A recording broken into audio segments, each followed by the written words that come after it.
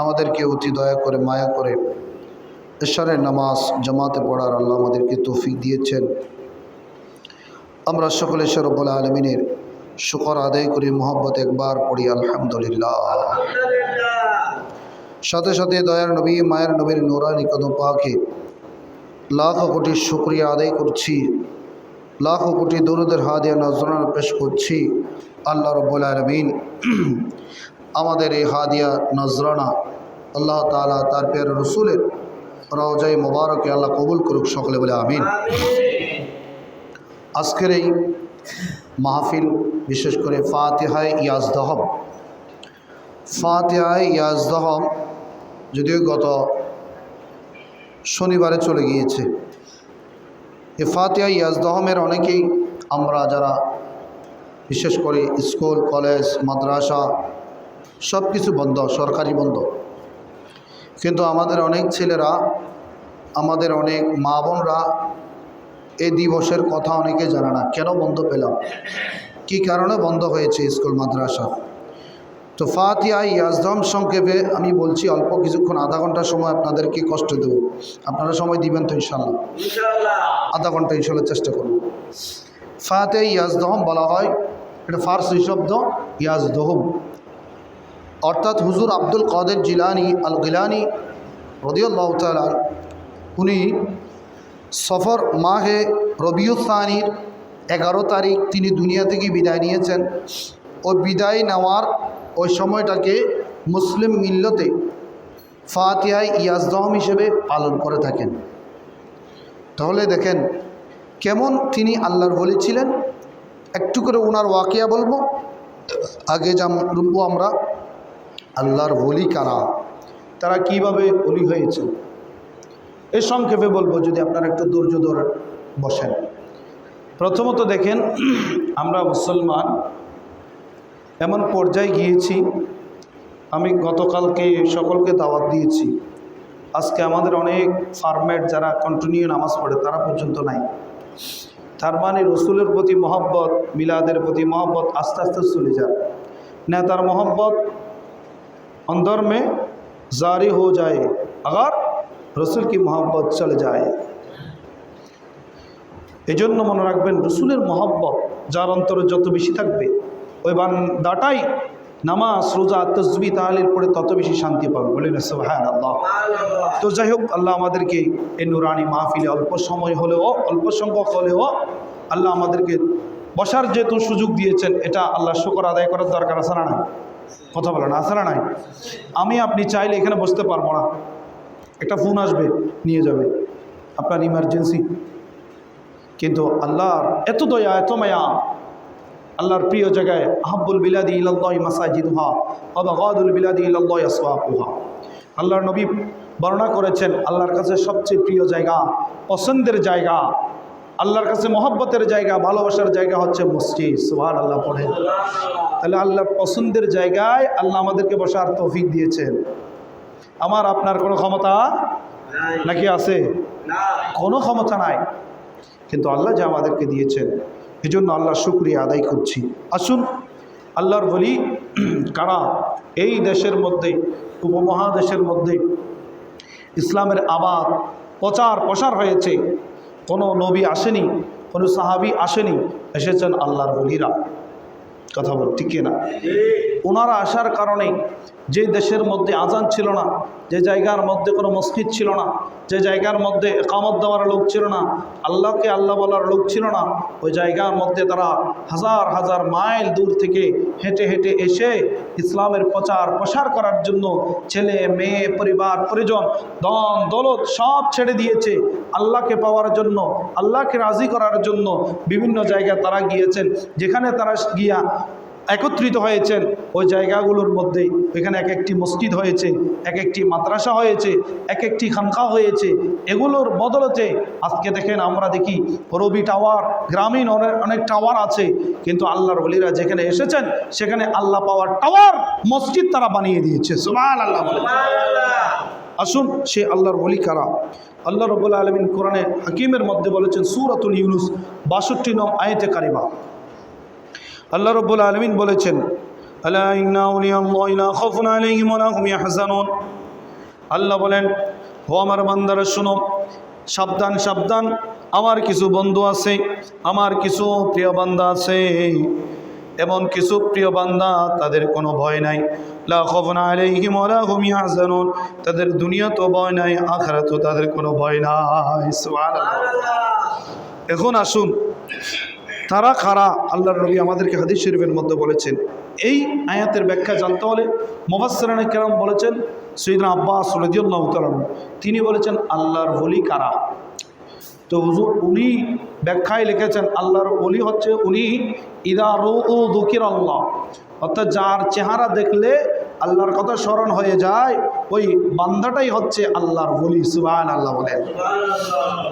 তো আল্লাহর ওলি এই যে আমাদের উপমহাদেশের মধ্যে যারা এসেছেন, তাদের চেহারা দেখে দেখে আমাদের পূর্বপুরুষ এক একজনের নামের পূর্বে আগে ছিল অন্য ধর্মের লকব, কিন্তু তারা যখন ইসলামের দাওয়াত দিয়েছে, ইসলামের সৌন্দর্য দেখেছে, তাদের আচার ব্যবহার দেখেছে, এরা কালিমা পড়ে মুসলমান হয়ে গিয়েছে। সেই দিন থেকে আমাদের নামের, আমাদের পূর্বপুরুষদের, আপনি আমি এখানে যারা আছি, বাইরে আলোচনা যারা শুনছেন, এই দেশের মধ্যে ইসলাম এত সহজে আসেনি। অনেক কষ্টের বিনিময়ে শুধু একজন আল্লাহর বান্দা বুরহানুদ্দিন, উনি ওনার ছেলের আকিকা করেছেন। ওনার মাজার সিলেটের মধ্যে আছে, সুরমা নদীর একটু পারে, উত্তর পারে। উনি ছেলের আকিকা করেছেন।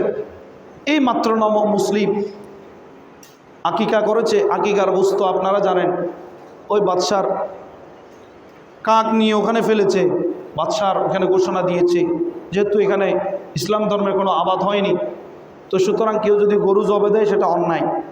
তো খবর পেয়ে বুরহানুদ্দিনের খোঁজ খবর নিল কোন জায়গার মধ্যে গরু জবে হয়েছে, কেন হয়েছে।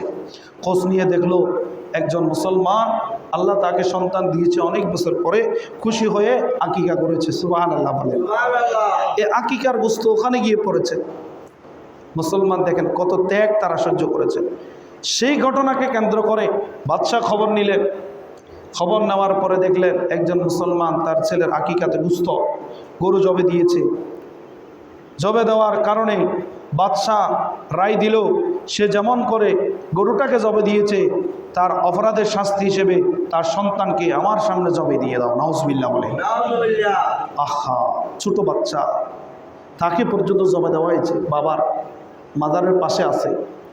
এই ঘটনা মা দেখে অবাক হয়ে মা কান্না করতে করতে মাও দুনিয়া থেকে চলে গিয়েছে। আর বুরহানুদ্দিন বলে, আমি এই দেশে আর থাকবো না, যে দেশের মানুষ এত জালিম, আমি এখানে থাকবো না। তিনি রওনা করলেন, হিন্দুস্তানের দিকে চলে যাচ্ছেন।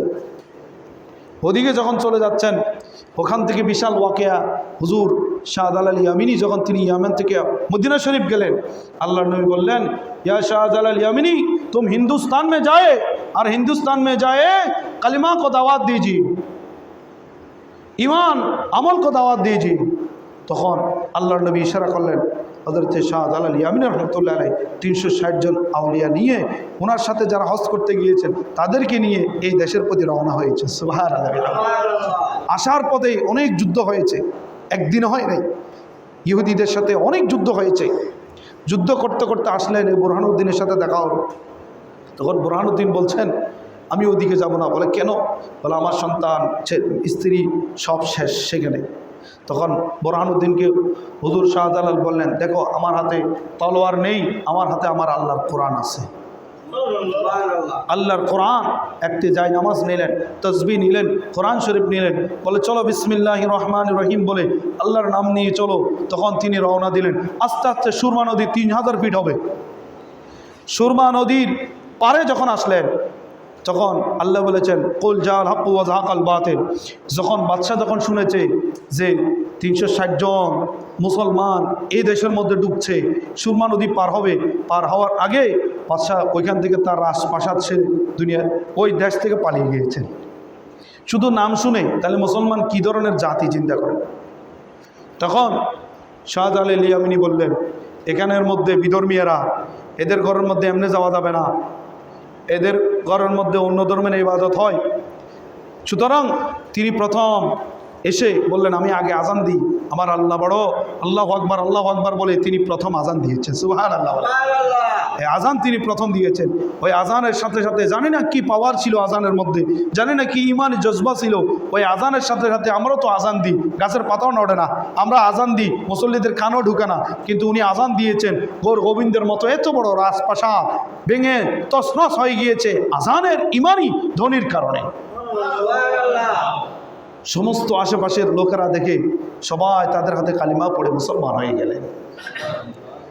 একটি জায়নামাজ দিয়ে কেমনে পার হলেন আমি দেখে অবাক হয়ে গেলাম। এজন্য এই দেশের মধ্যে কত কষ্ট করে 360 জন আউলিয়া এই দেশে, পরবর্তীতে আরও এসেছেন শাহ মুহসিন আউলিয়া থেকে শুরু করে আরও অনেকে। তো বলছি ওনাদের সম্পর্কে আল্লাহর নবী বলছেন যে সৈয়দনা ওমর রাদিয়াল্লাহু তাআলা আনহু আল্লাহর বলি কারা। আল্লাহর নবী বলেন ইন্না মিন ইবাদিল্লাহি লা উনাসান মা হুম বিআম্বিয়া ওয়ালা শুহাদা ইয়াগবিতুহুমুল আম্বিয়া ওয়াশ শুহাদা ইয়াউমাল কিয়ামা বিমাকানিহিম মিনাল্লাহ। আল্লাহর নবী বললেন কিয়ামতের ময়দানে এমন কিছু বান্দা হবে যাদেরকে আল্লাহ এত বেশি সম্মান দিবেন, সম্মানের আসনে আসীন করবেন। রব্বুল আলামিন তাদেরকে এত বেশি সম্মান দিবেন, সম্মান দেওয়ার কারণে নবীরা জিজ্ঞেস করবে আল্লাহ, শহীদরা জিজ্ঞেস করবে আল্লাহ এরা তো নবী নন, এরা তো শহীদও নন, আল্লাহ এদের মর্যাদা এত বেশি কেন? তখন আল্লাহ রব্বুল আলামিনের পেয়ারা রসুল বললেন কলু, সাহাবায়ে কেরাম জিজ্ঞেস করলেন কল ইয়া রাসূলুল্লাহ তুখবিরনা মান হুম, ইয়া রাসূলুল্লাহ যাদের পজিশন মর্যাদা দেখে নবীরা জিজ্ঞেস করবে এরা কে?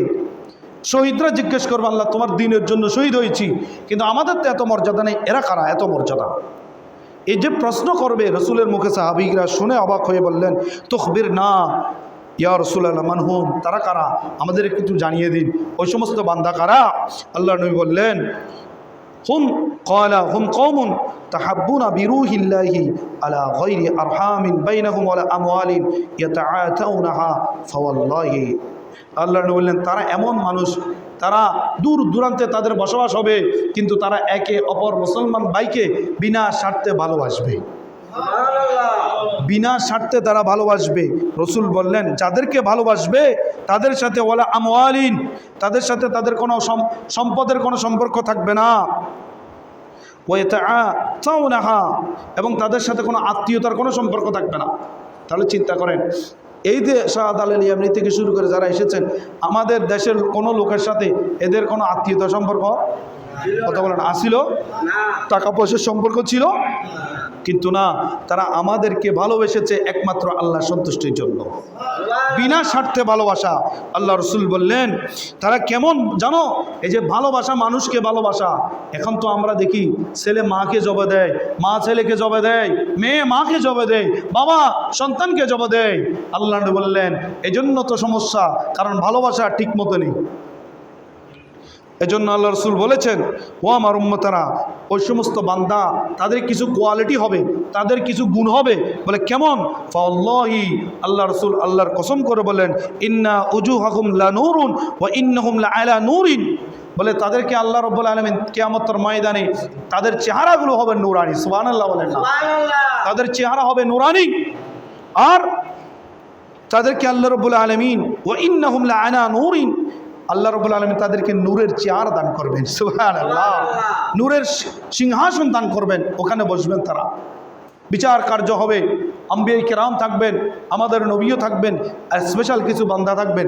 বলে আল্লাহ রাসূল বললেন লা ইয়াখাফুনা ইযা আখাফান নাস, এ বান্দারা যাদের চেহারা নূরানি হবে, যাদেরকে আল্লাহ মর্যাদাশীল করবেন, মর্যাদা দান করবেন, সমস্ত মানুষ যখন এদিক ওদিক দৌড়াদৌড়ি করবে, এই মানুষগুলো যাদের চেহারা নুরানি হবে, যাদেরকে আল্লাহ ক্ষমতা দিবেন, যাদেরকে আল্লাহ সম্মান দিবেন, ওই বান্দাগুলো মানুষ যখন দৌড়াদৌড়ি করবে এরা কোনো টেনশন করবে না। সুবহানাল্লাহ। আল্লাহ রসুল বললেন ওয়াইদা আখাফান নাস ওয়ালা ইয়াহদানুনা ইযা হাদিরান নাস, আর মানুষ যখন পেরেশানির মধ্যে থাকবে, হায় আল্লাহ আজকে আমার কি হবে, হায় আল্লাহ আমার ওজনের পাল্লা কেমন হবে, আমল নামা কেমন হবে, এরকম পেরেশানির মধ্যে থাকবে। আল্লাহ নবী বললেন ওই সময়ও মানুষ যখন চিন্তা থাকবে, পেরেশানি থাকবে, এই বান্দাগুলো যাদের চেহারা নুরানি হবে, যাদেরকে আল্লাহ নুরানি সিংহাসন দান করবেন, এদের কোনো চিন্তা পেরেশানি থাকবে না। বলে তারা কারা? বলে তারা হচ্ছে ওই সমস্ত বান্দা যারা একে অপরকে ভালোবাসে বিনা স্বার্থে। কি স্বার্থে? আর আমরা ভালোবাসি দলের স্বার্থে, আমরা ভালোবাসি নেতার স্বার্থে, আমরা ভালোবাসি নেত্রীর স্বার্থে। কথা বল ঠিক কিনা? কিন্তু আল্লাহর ওলিরা এই দেশে ইসলাম এনেছেন, আমাদেরকে ভালোবাসা দিয়েছেন, ভালোবাসা দেখিয়েছেন বিনা স্বার্থে। আল্লাহ রসুল বললেন তখন এই আয়াতে কারিমা তেলাওয়াত করলেন, ওয়াকরা হাদিল আয়া আলা ইন্না আউলিয়াল্লাহি লা খাউফুন আলাইহিম ওয়া লা হুম ইয়াহজানুন। আল্লাহ রাসূল বললেন, তারা এমন সাহাবীদেরকে জানিয়ে দিলেন তাদের চেহারা নুরানি হবে, তাদেরকে আল্লাহ সিংহাসন দান করবেন নুরানি। আর যখন মানুষ পেরেশানির মধ্যে থাকবে, এই বান্দাগুলোর কোনো পেরেশানি থাকবে না। সুবহানাল্লাহ।